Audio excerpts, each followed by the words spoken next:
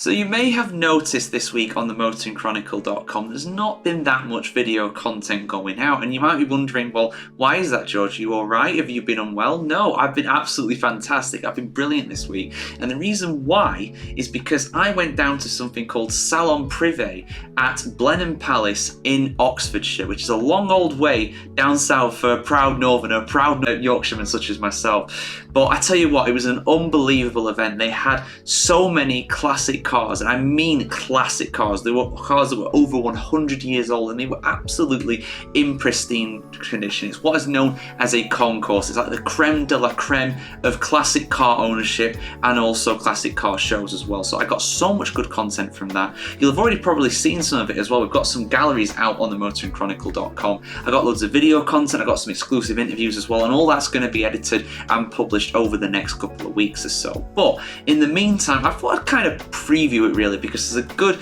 article on here on the motoringchronicle.com. I just thought I'd read some of this and give some of my thoughts on it. So this year's Salon Prive at Blenheim Palace is set to present an unparalleled array of extraordinary experiences, including more than 70 cars competing in the concourse, the latest super and hypercars from the world's finest brands, a glittering array of luxury goods, and this year's soaring to new heights, a kick-off party like no other. Get ready to take off at Motor Avia. And I think that's all fair enough. That does sum up the event very well. I mean, I went down for the press day on Wednesday. I wasn't a part of the launch party, sadly, unfortunately, but I'm sure that would have been a lot of fun. This is the 19th year of the Salon Prive, and it's developed into Europe's most spectacular collection of events with a week-long series of unique automotive experiences.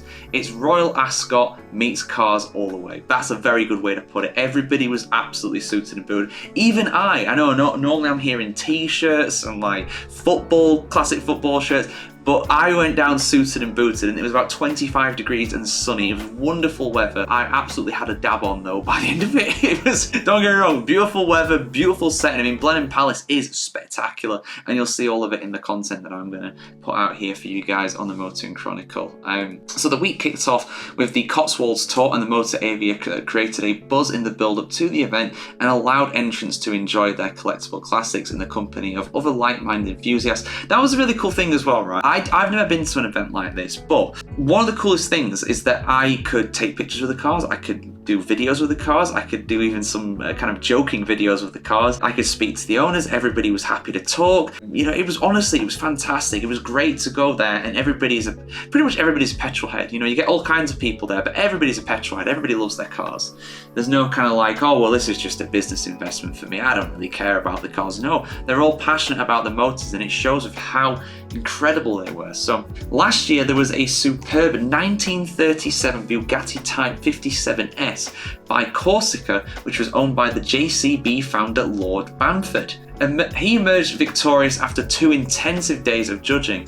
One of just 42 produced, Lord Bamford's car was announced by concourse chairman Andrew Bagley as such a hugely significant car. This Bugatti is all original and is one of the world's greatest pre-war sports cars. I saw some incredible Bugattis there, and Ferraris and Rolls Royces and everything, honestly.